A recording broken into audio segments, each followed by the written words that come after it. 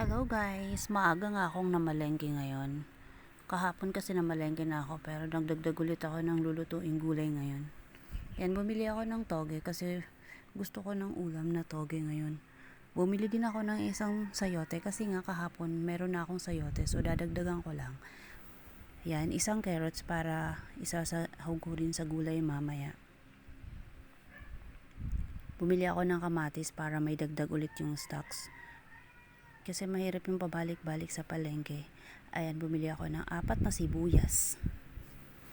Nagtitipid talaga ako ngayon kasi gusto ko maayos yung budget namin. Bumili ako ng manok. Meron pa namang stock sa ref. So, yung stock na muna sa ref yung gagamitin ko at papalitan ko nitong bago. Bumili din pala ako ng liempo. Panglagay lang sa ref para meron laging pangsahog.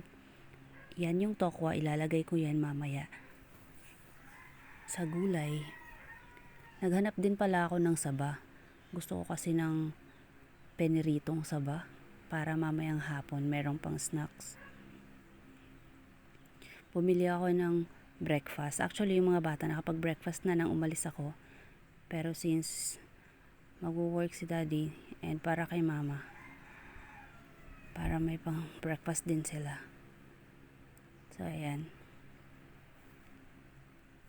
Mas gusto ko talaga yung saba kapag hinog na.